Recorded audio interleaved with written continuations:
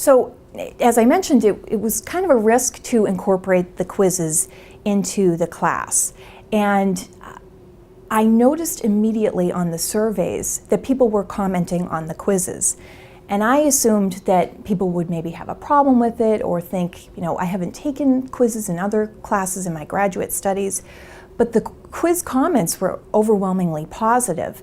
I had one student tell me that she said on the survey, or he said on the survey, I can't believe I'm writing this, but I actually found the quizzes really beneficial because it told me right away whether or not I understood a concept, and it was a great way to have feedback.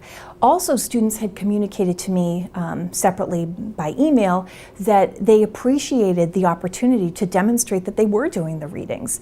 Sometimes, maybe if we have professional students or people who are really crunched for time, they approach an assignment backwards. So they might look at the requirements and then they do the applicable readings. And if the articles or the chapters aren't directly associated with a deliverable, they might skip it.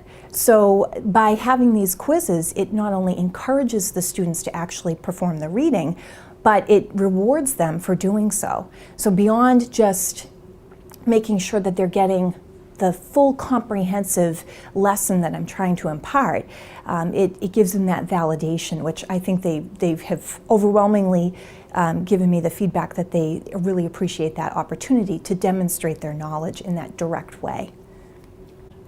Yes, there is a huge difference between the discussion board quality from before I used the post first versus after. Having implemented that post first rule, I noticed right away that it generated a little bit more interaction between me and the students. A lot of times the students might feel a little bit nervous about posting if they were on the right track. The more conscientious students would email me and perhaps give me their discussion board post on email and say, is this what you're looking for? And so in the beginning of each class, sometimes it takes a little bit of hand-holding for the students so that I can help them feel more confident in their responses. I want them to feel like they are capable thinkers, they're in this program, that means they're smart, they can do it, and for them to feel more confidence in putting forth their answers on the discussion board. It's okay to take that risk, it's a safe environment. As long as they're following the discussion board post requirements, which I post right up front for each week, what the word length is. I'm very specific with the requirements.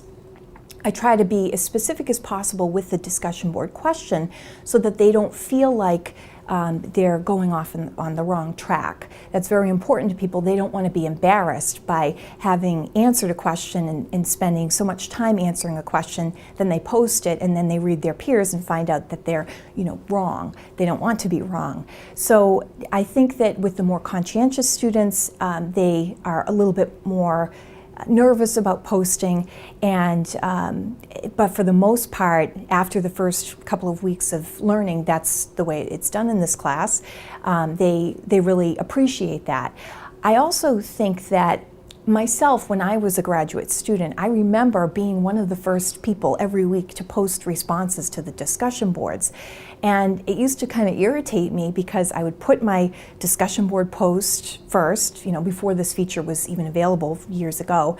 And I would wonder if people had read my discussion board post and maybe started to not copy it, but be influenced by what I had written. So for me, I would have appreciated the opportunity to make sure that my answer was really pure and that no one was trying to take any of my work as well. So I think that it benefits the students. They understand that from right away when they first start posting in the discussions. And again, it makes it more diverse. The discussion is a lot more diverse because people haven't been influenced by each other. So I read the discussion board posts and I'm amazed because the viewpoints and the opinions become as varied as the number of students there are in the class.